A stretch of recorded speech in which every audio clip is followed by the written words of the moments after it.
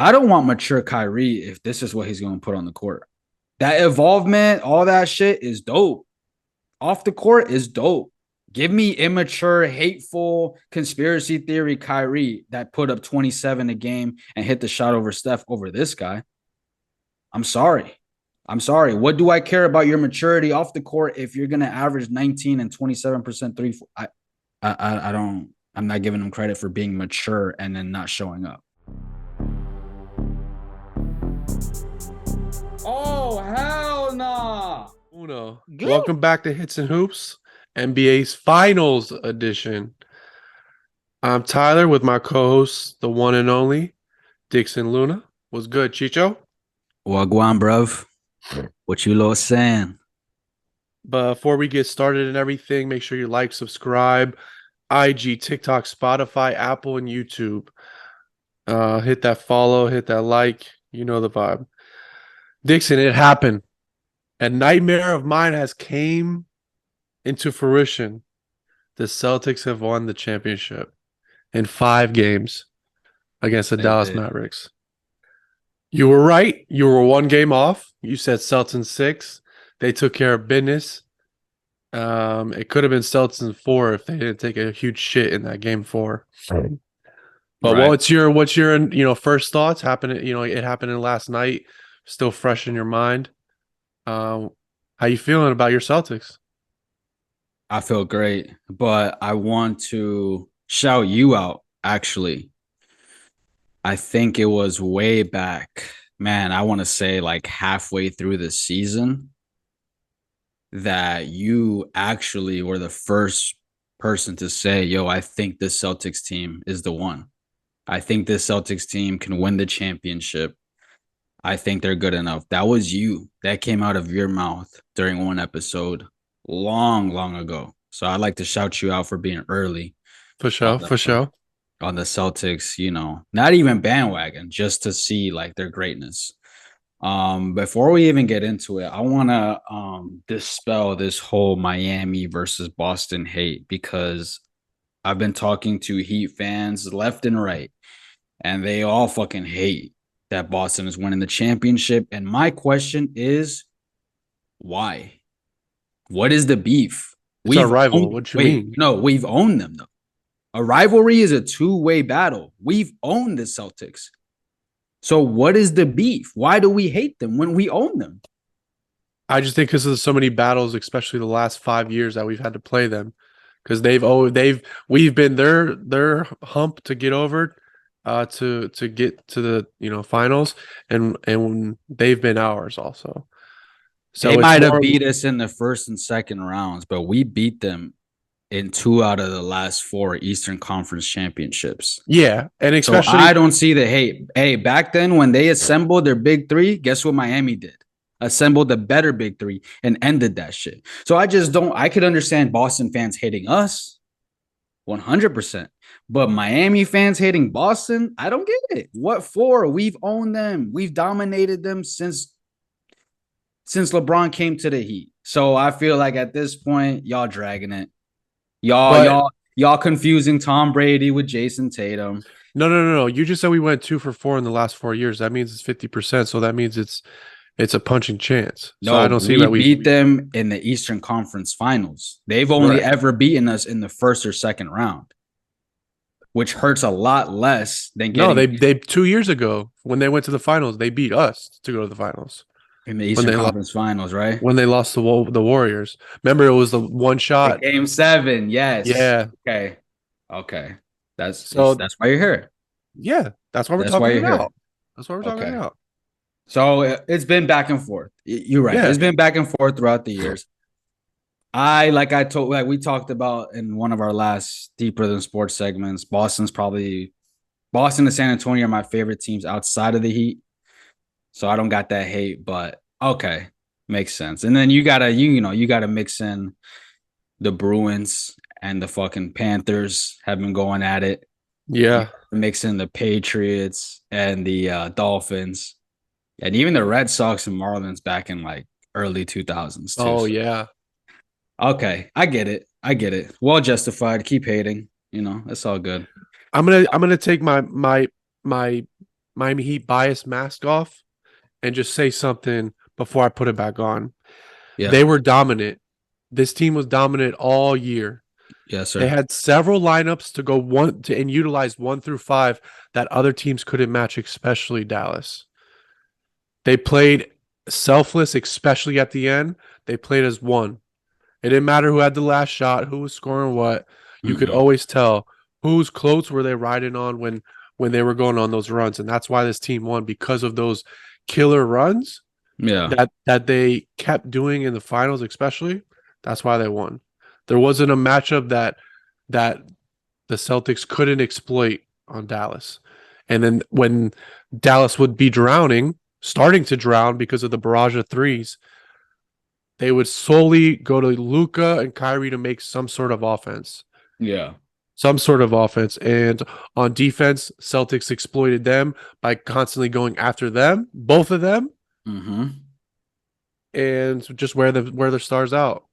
Celtics, this could be, and man, it's taken me. I wrote this down, but saying it is even harder. This could be one of the best teams in the last 15 years of the last 15 championships. I really believe that. So it's a tricky conversation with this team. They're not one of the best teams Mask ever. on, mask on, Heat They're mask on. not one of the best teams ever. And No, this is not about numbers. This is about eye test and knowing basketball. They are not one of the best teams ever, but they had one of the most dominant runs ever. So their dominance, you can compare them to any team in history.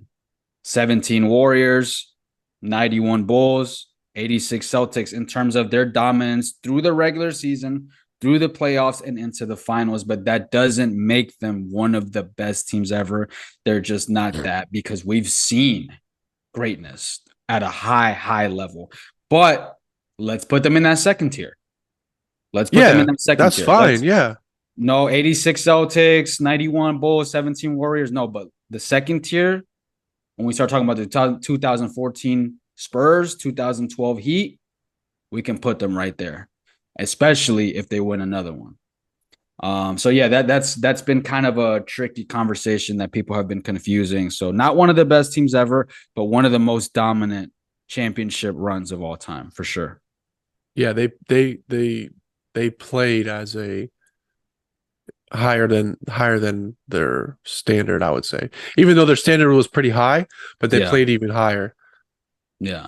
And I think if we were to compare this team to any team, it would have to be like the Pistons who won the championship in '04. A great all-around team that didn't have like that one god level superstar, but just No, bro. great. I know there's the big debate on where Tatum is. Like, who fucking cares? He's the top 8 player, right? Those are the people you win championships with.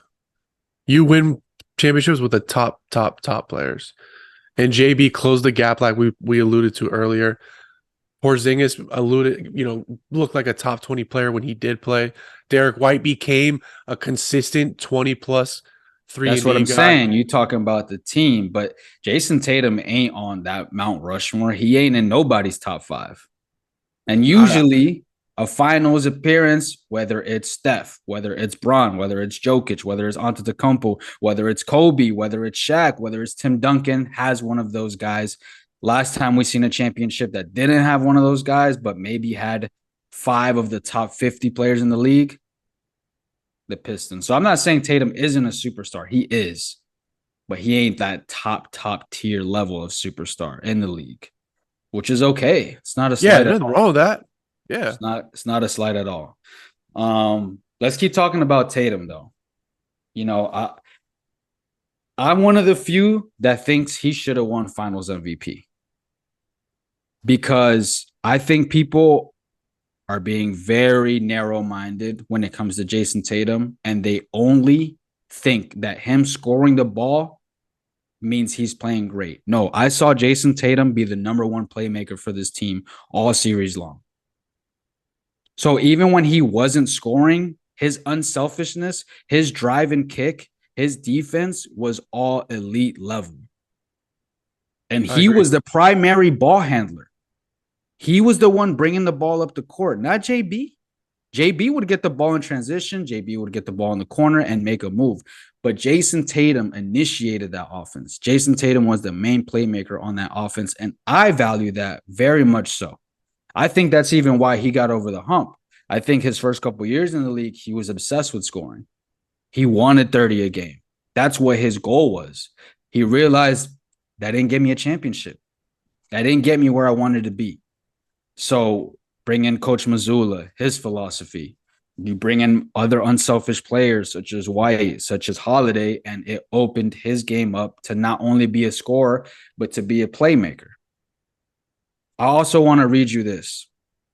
So Jason Tatum averaged more points, assists, and rebounds than Jaylen Brown. But Jaylen Brown had a better series? Well, Jaylen Brown was a huge defensive factor being on Luka and Kyrie all the time. And physically, he was the most imposing on the perimeter on that side of the ball for them. So we do it. So this is like an Andre Iguodala type finals. No, because also the toughest game of the series, the closest game, he was clutchest in the last 2-3 minutes, hitting those mid-range jumpers that were contested because Dallas played at a very high level. So if JB doesn't, I mean, he's not T-Mac, he's not Kobe when it comes to shooting, but he has been shooting very well, especially in that game, and he came up clutch in that game. I attest that game for him, for them winning that game to pull I compare away. his NBA Finals MVP to Andre Iguodala's. But You put up Iguodala his never had an stats to offensive. everyone else, shit is mid. He didn't have an 25 and offensive 5. output that he did though. Like JB was their second best offensive player and first best defensive player. In my opinion, that's why I think he won, because I do think he's deserving of it. Tatum, I agree exactly everything you said. I can't. Playmaking, I think everything. Holiday and White are better defenders than JB. If we want to say JB holding Luka to 29 points per game, that's the same thing with Iguodala. Great defensive job. What did Luka's LeBron assists. average? Look at his 32. rebounds. They're way down. Luka averaged 29, 8, and 8. And we applauding that? Like, that's the same thing with Iguodala. He held LeBron to 32, 10, and 10. And that's what I get it, because it's deeper than stats. I understand the argument. He was vital in the momentum swing. It was more of a mentality thing with him, and it was like moments with him. I think it was still close. I don't think it's clear cut, but I would have personally given it to Tatum. Me. Oh, yeah, and I can't hate on that, because it could have went to Tatum. It could have went to Holiday. I mean, if Holiday had another game, what was a game like game 2? If he had one more of those, yes. But that's the thing about this team. Like, you have your 1 through 5 can have a game. Yeah. And you just won 5 wins. Welcome back to Hips and Hoops. Whoa. Man said hips. I said hips. I said, welcome back to Hips Don't Lie. Yeah. So what was something that really impressed you about how this team played, the Celtics? That defense. I don't think we should keep saying that the Timberwolves is the best defensive team in the league. I think we just saw the best defensive team in the league. We saw what Luka and Kyrie did to the Timberwolves. They didn't do none of that versus the Celtics. None of that. So how can we sit here and continue to say Timberwolves are the best defense in the league? No, we just saw the best defense in the league. We just saw them. So I think for me was the defense, and more importantly, that perimeter defense. Dude, Drew Holiday and Derek White, them boys are locked down. Yeah. Like, them boys sit in a fucking chair. Like, I'm literally sitting there waiting to see them get crossed. It never happened. They never got crossed. They never got blown by it. It just doesn't happen. For you to beat them, bring the screen. Bring the screen or let me go on the post. But you not beating them boys off quickness. You not beating them boys off moves. And I think that's partly why Kyrie had such a bad series.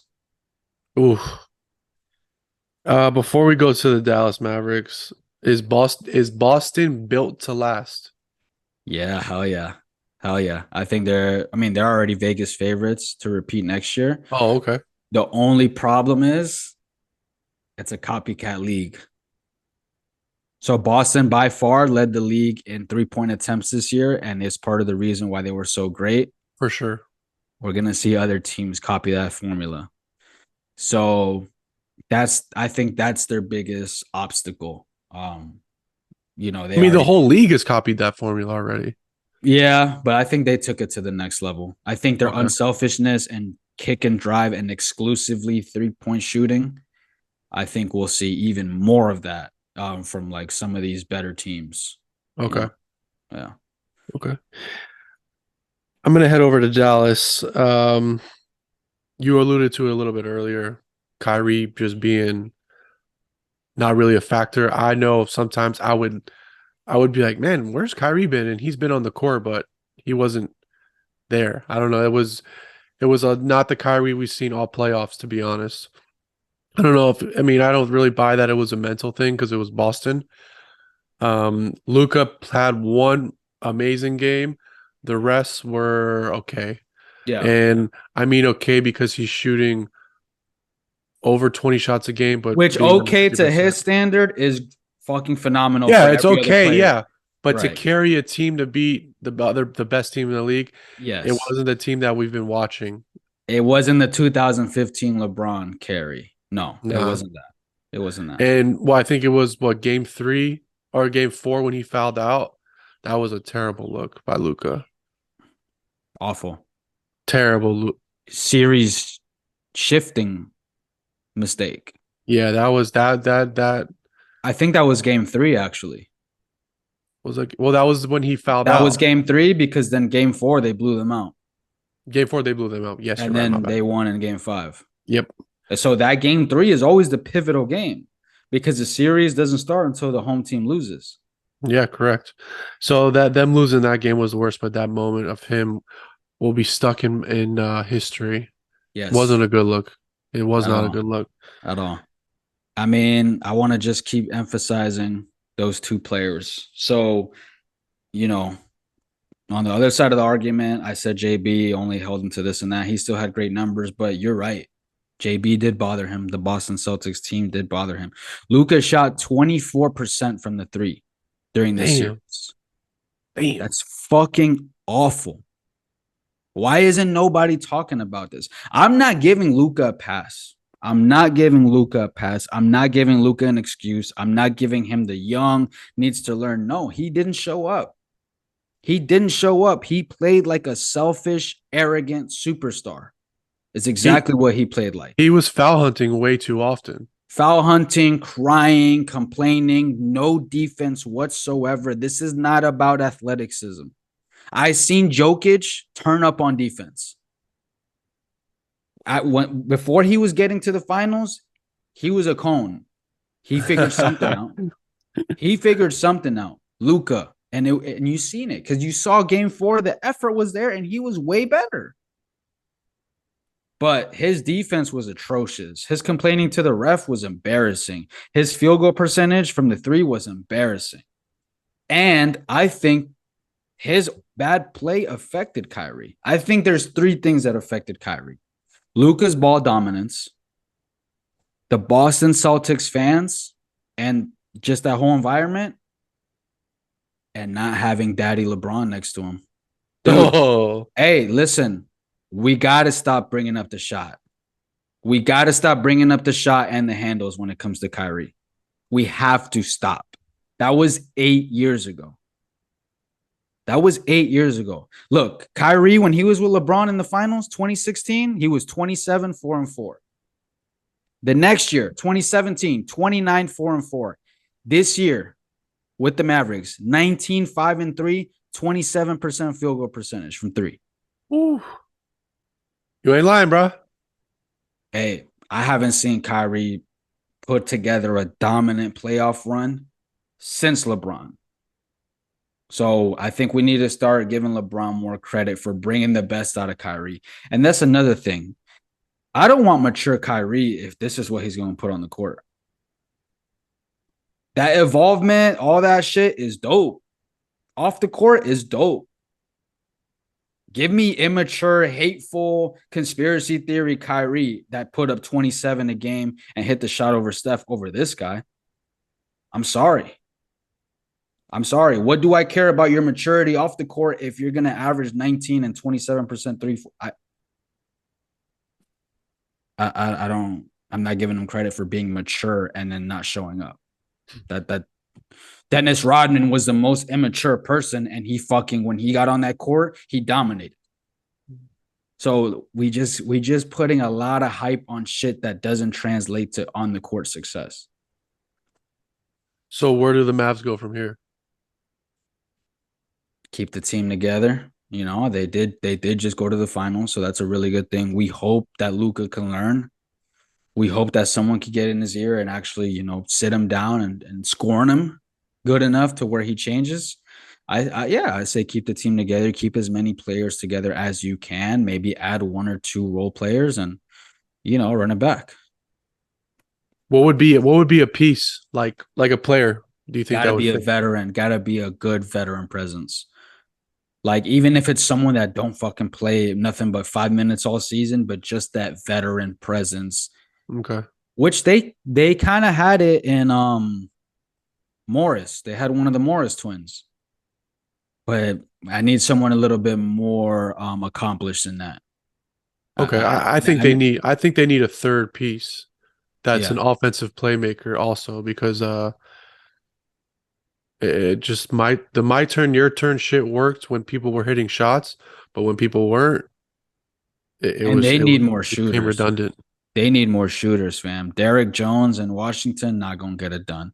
They're great players to have for sure, but that can't be. No, that can't be a third or Your fourth starting option. lineup can't have zero shooters. Like not in today's NBA. It Yeah. can't happen.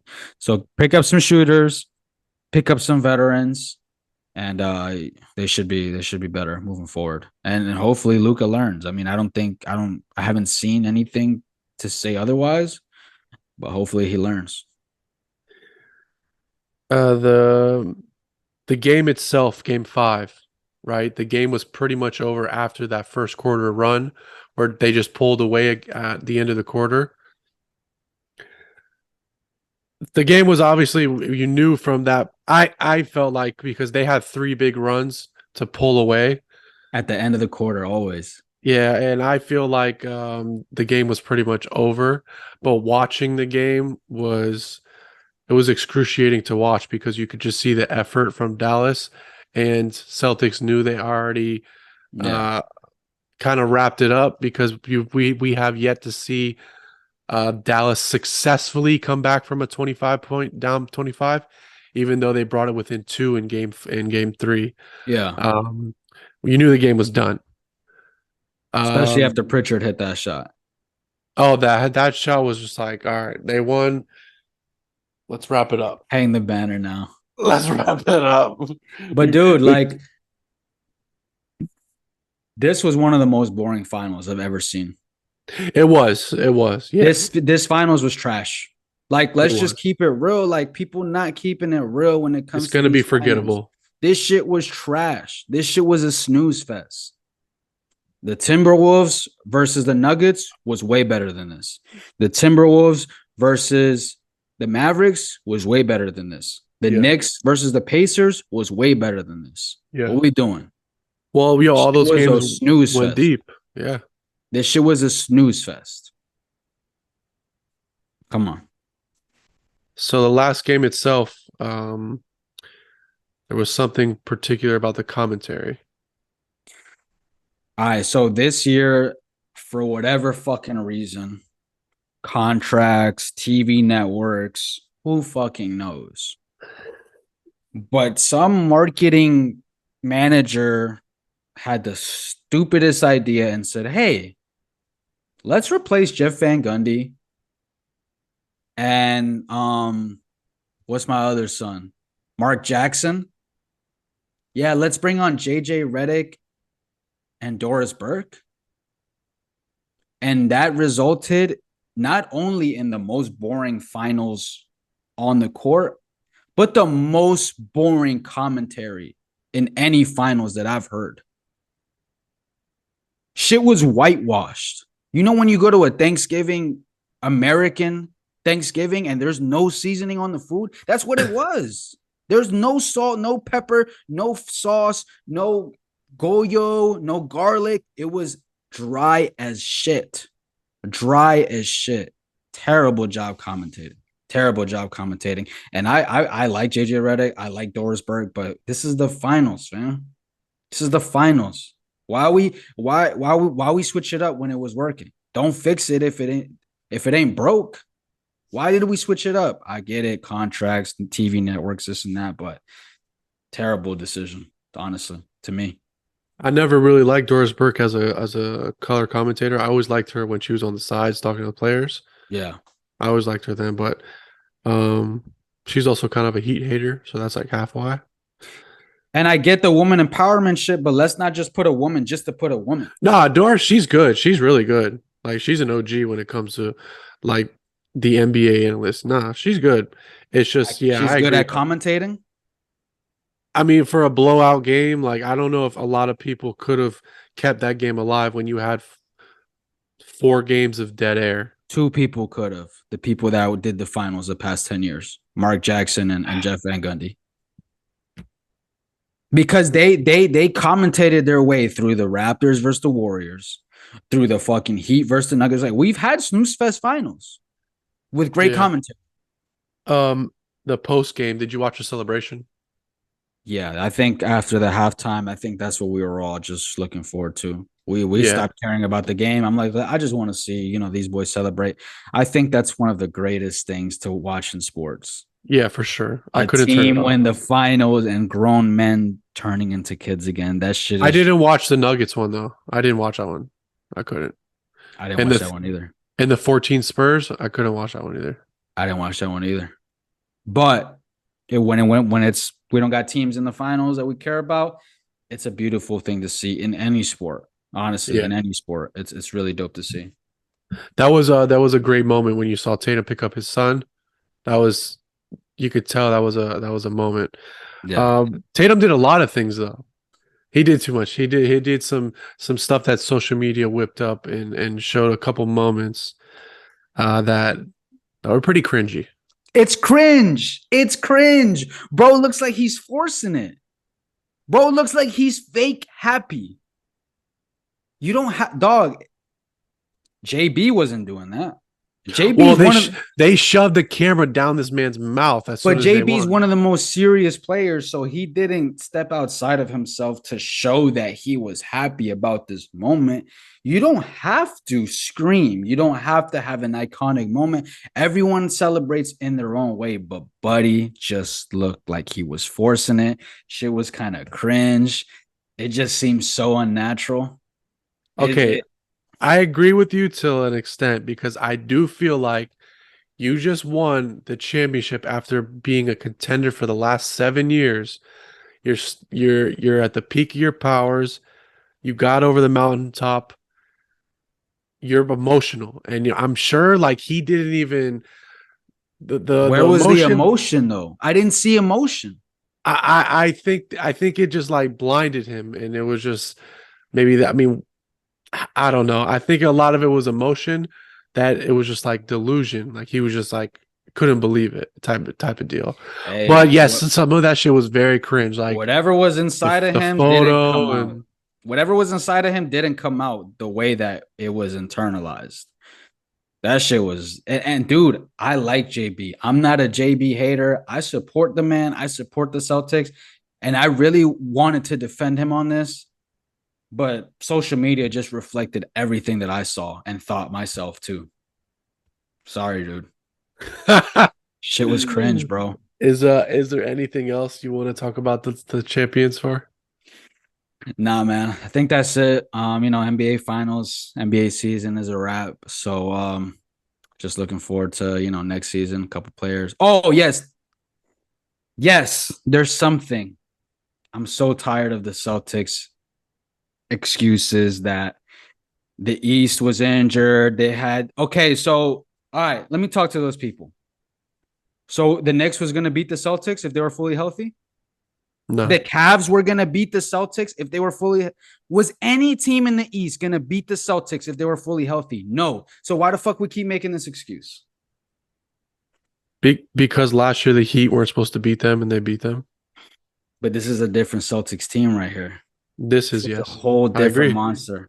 This is a whole different monster. So that's just one excuse that I'm like, doesn't even apply anymore because if every player in every series was healthy, I still got the Celtics. I agree with that. Yeah, that's it. That was just my final thing.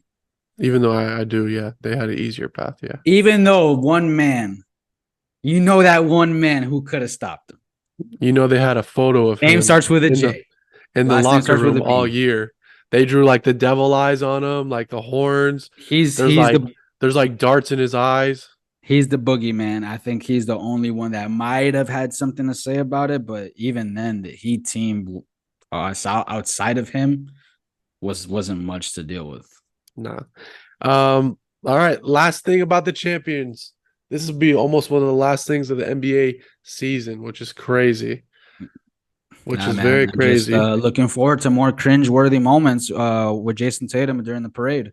Hell yeah, cringe them up. One thing I wanted to talk about was Klay Thompson, Golden State departure. He's leaving. Hey, you heard it Wow. here first. Hits and Hoops exclusive. Klay Thompson is gone, buddy. He's gone. I okay. So when Tyler Hero was in trade rumors, he unfollowed the Heat and nothing happened. He stayed on the team. So Klay Thompson unfollowing them, that's just one thing that we can't really make too much of a deal about. But there's been about 5 different moves that he's made that lets you know that he ain't fucking with them. I think he might have took down a post of him and Curry. He might have unfollowed the Warriors. He might have started following Orlando Magic players. There's been subtle Interesting. moves being made that lets you know Klay Thompson is out of there. Is out of there. Wow. Yeah. I Wow. think for sure he's leaving. I think for sure. So when a player digs into their social media bag, like doing shit like that, you think that's a big deal?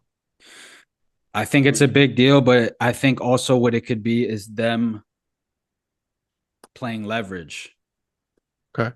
Like I think when Tyler Hero did it, I think when Damian Lillard did it, it was more like, yo, I could leave if y'all don't treat me right.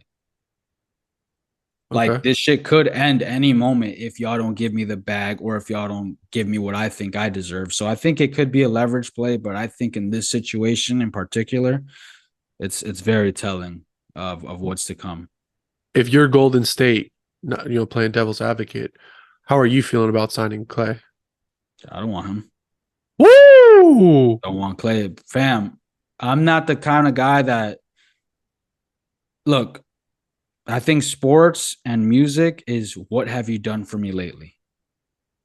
So when the fucking Giants kept Eli Manning years and years and years after he won the championship, that shit, you think the fans like that shit? You think New York was like, yeah, let's continue to be average just so Big Ben. Like that shit is not healthy for no one except the player.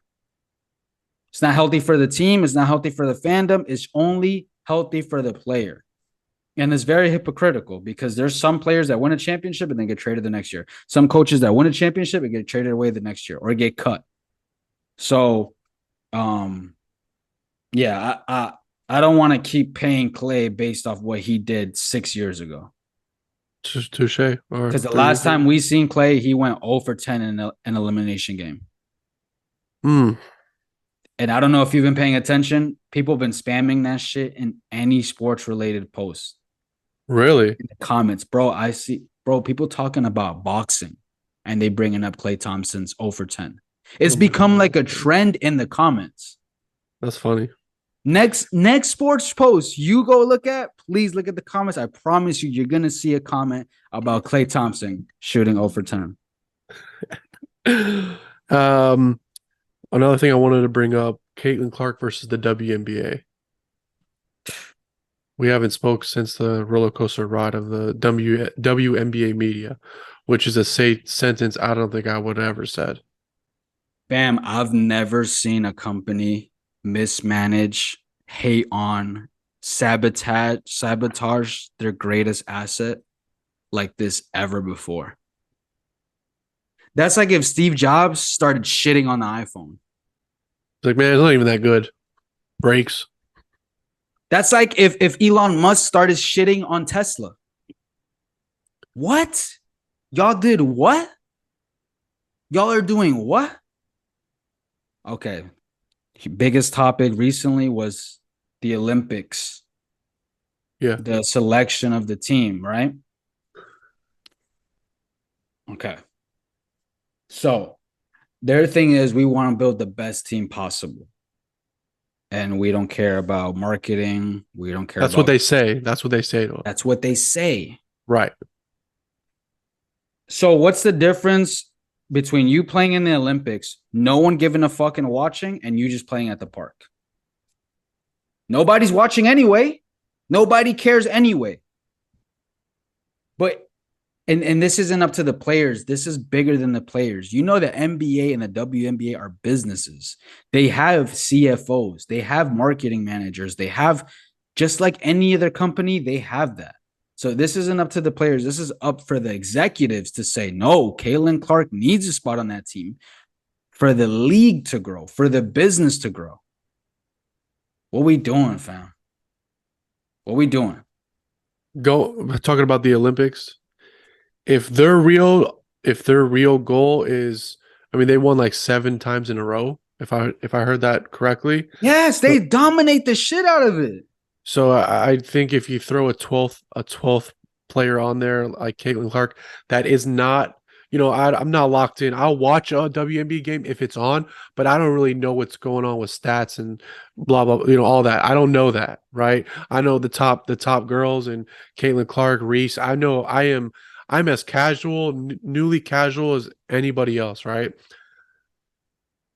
From what I've gathered, she's not a top 12 player, but if you threw that player on there for the lights, for the glamour of the sport itself, it would do tremendous, right? And it wouldn't affect the team at all. They're still going to win. Right. But I think if there's what they're saying is honest and saying we want to win, blah, blah, blah, which they already know they're going to win. Okay, I understand you want the 12 best people in the league to play, but I think it's a little bit deeper than that. It Let's go to should the be deeper than NBA that. side. Let's go to the NBA side, right? Halliburton got picked over Jalen Brunson, Jalen Brown, Kyrie Irving. You telling me that was strictly a basketball decision? I No, mean, because they're better players than him. They are better players than him. No, this is political shit.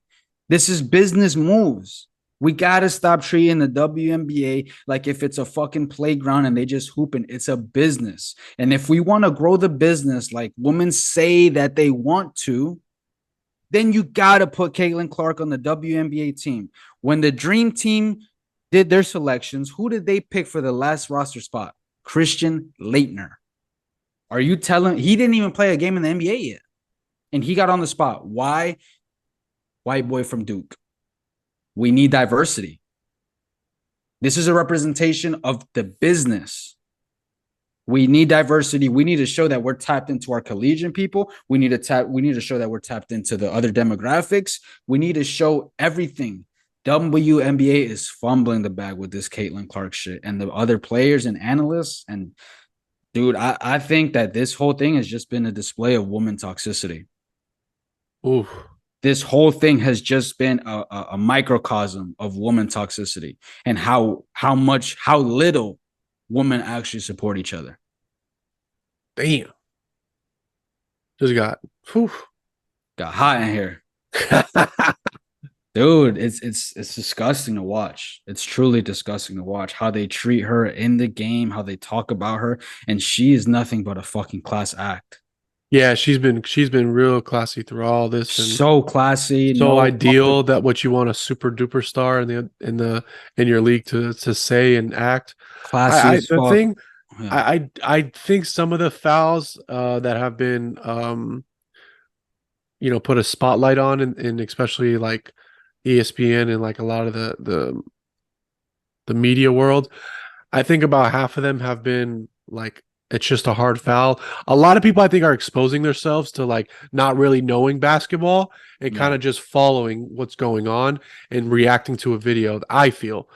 So I Hmm. think a lot of them are basketball plays, but there are those egregious like that one hip check where that bitch literally drilled her. She Like fucking hit sticked her like we playing football. you gotta like it's gonna happen, but you gotta call it when it does happen.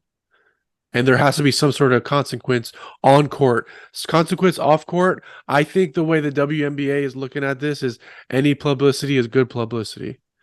I really do, because if they were worried about bad publicity, they would have been had some sort of ish or statement or some bullshit like that. I really believe that. I'm not saying that's the right way to do it, not saying that this is the way they should be doing it, but I think that's what they're doing. Because you Yeah. got Stephen A yelling at two ex WNBA players, My thing for is, fun. the guys defend Caitlin Clark more than the women. Why? Can I see one woman defend her, please? Just one. Just one. I just want to see one woman defend Caitlin Clark. It has not happened. It has not happened. And this is the woman that is going to change the sport. Here's another thing, bro. People talk about race. People talk about why Caitlin Clark is overhyped. All right. I'm going to tell y'all because people are fucking dumb. People forgot. This is the greatest college basketball player to have ever lived. The greatest collegiate basketball player ever is Caitlin Clark, regardless of gender. She More was championships. greater than Leitner, greater than Kareem Abdul-Jabbar. Anyone you want to name, she was greater than. Her name is etched in the history books of college basketball, gender apart. Apart from that, her game style, her play style is modern. She's gonna be the one. What Steph did for the NBA, how he changed the whole play style. She's gonna do that. It's gonna take her a little bit. Nobody comes in the league and dominates unless you're Michael Jordan. Nobody does that. So Or LeBron James. it's gonna take a couple years, but that's why she's her. It's not overhyped. It's not because she's white. It's not because she's from Indiana. It's because of her performance. It's because of her greatness on the court at Iowa. She carried Iowa to national championship appearances. She didn't win, but she carried them there. Have you ever heard of an Iowa team before that? Are we ever going to hear of an Iowa team after that? Come on, dog. It's not race. It's game. Shorty got game. Shorty was the greatest ever. That's why she's hyped. When LeBron came into the league and was the most hyped, it was because of his game. Nothing else. So shit is just this shit is getting out of this shit is whack. I hope because I know they have I think they're around like 500, maybe a little bit below. I hope they have a push and her going to the play if they they make the playoffs would expand it more and let's see what happens. Yeah. Yeah, they seem to be figuring it out. Getting a few wins and they definitely look better now than they did to begin the season. Yeah. One last thing about this, and we'll move on. Um, I the Angel Reese in her thing. I just can't stand it anymore. It's just it's oblivious. It's obvious you don't like her, and it's okay if you don't like her. You have Angel beef with Reese her, is a goofy. but she's playing the victim all the fucking time. Angel Reese is a goofy. She's Crazy. always trying to. You know who she is? She's the one in the classroom saying, "Hey, pick me. Hey, I'm here. Pick me." No, shorty. No one's talking about you if it's not controversial shit. Anytime only one talks about you is because you do some goofy shit, which sucks because you're actually having a great rookie season. 12-10. You're having a great season. But all that other shit is just it's it's goofy. It's goofy. Anything else you want to go on the basketball side of the world? Nah, man, that's it. Looking forward to, the Olympics this year. Is that Hell this yeah, I year? can't wait for that. Yeah. Yeah, just looking A lot of forward the to a lot of the big dogs are gonna play. a lot of Yeah. the big dogs gonna play. Braun, Curry, KD. It's gonna be fun to see. And they're highly motivated to dominate. So it's gonna be fun. This summer will be a fun summer for basketball. All right. Deeper than sports. We're gonna do a finals edition. Deeper than sports. Okay. You want me to Okay, go first or you go first? you go first, because I'll go first. What do you mean finals edition? Finals edition. Just a question. Finals edition. Listen. This is a two-part question. Okay. Okay, okay. What is your favorite finals moment? Gotta be, man. Let me break down the story. Let Okay. me break it down. This is the part where I break down shit and people could really relate. All right, so let me put y'all into this situation. It's 2016, game 7, Cleveland versus Warriors. Cleveland on the verge of pulling off the greatest comeback ever. LeBron finally winning a championship for Cleveland. Game 7, the stage is set. At this time, I was working a weekend job at a park. I was like the park ranger, park manager, whatever. The whole day, I'm trying to figure out a way to watch this game. This is like before streaming services were like they were Yeah. now. This is before you can illegally just watch something on your phone. This shit was a little more complicated. When I tell you I spent the whole day trying to look for apps, trying to look for websites, I tried to break in to the administrator's computer. I tried to literally do some Batman detective shit and get in, like figure out the password. Like, all right, what's her son's birthday?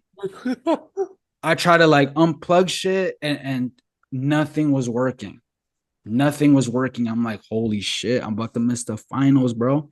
I'm about to miss game 7 of the greatest finals I've ever seen. I'm like, fuck. I don't know what to do. I'm like, you know what? Let me call Tyler. I FaceTime Tyler. This man was so real. He put the phone on the TV and I was able to watch the game through his phone. And dog, when I say Cleveland won and I just went outside and started screaming, that was one of the most joyful, greatest moments ever in my life. So definitely that moment for sure. Yeah, that was a fun.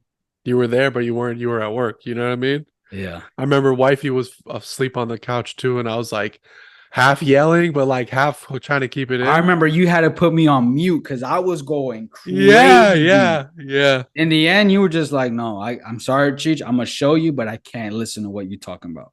Because I was going crazy. yeah. And that was before AirPods too. So Right. And mind you, I was working at a park on a Saturday. Nobody's there. yeah, and Nobody was yeah.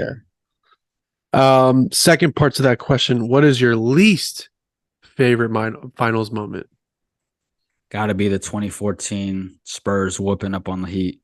That's mine. Yeah, That shit was so hard. And I remember I even missed a lot of that series again for a job. I think at this time I was working for Converges, which is like a third party company AT&T hired, but I would miss part of those games, but I was kind of actually happy that I did because man, we just got fucking rolled. What was that? yeah, What was the I don't even know. What did they what was the how did it go? Like 4-1, 4-2, what was it? yeah. I think it was 4-1. And the worst thing about it is that you knew if we lost, especially that LeBron was leaving, so it was just a band-aid for 5 or 6 games that And was I just remember coming one off. thing that I felt for sure from what I did watch is that we abandoned LeBron. We let LeBron down. Wade didn't show up. Nobody showed up but him. Yeah. For me, my favorite finals moment, um, Miami edition, is the second ring when we had the amazing 13 Heat. Yeah. Non-Miami edition, that was a great moment, what you had said, but mine was the game earlier where Kyrie and LeBron both dropped 40. 41. It was just mind melting that That performance. was so epic. Yeah, that was an incredible game. That's probably the best game I've ever seen from two players on the same team. It was. I mean, You know it what was it game is for five or two game players six. to drop 40 in the same game in the finals? Yeah, it was such a big moment. But um, those are my two. But Miami winning that second ring was euphoric because it validated the first one, and the team was even better the second one. You know what I mean? You talking about when we beat the Spurs in 13? Yeah, The Ray Allen shot in the the corner Ray Allen shot, the 27 game winning streak, that battle we had with Chicago. validated us as one of the greatest teams of all time. Yeah, yeah, for Nah, sure, for sure. for For sure. sure. One thing that made my honorable mentions though, and I know you're not gonna like this, the 2019 KD and Klay getting hurt in the finals, and it was just like, man, Warriors are still battling back, but Toronto was just ultimately the better team without two top 15 players. Toronto was a great all around team. Yeah, but Yeah, no, yeah, that was that's all I awesome. got. Honorable mention for me is the '06 Heat. I mean, I remember being a kid. Oh yeah, amazing. That was amazing. I had a couple friends over and my mom was sleeping, and my mom suffers from like sleep insomnia. So my dad was like, I don't give a fuck what happens, but y'all need to like, so we had to like run outside to like express Yeah. ourselves. Yo, for me, I don't have a finals edition though. Oh, that's fine. Then go ahead. Do your thing, man. Okay, cool. All That's right. fine. So I usually like to put you in a super difficult position and say, give me one. You're This like, time, give I'm not me going to do that. who's your favorite kid?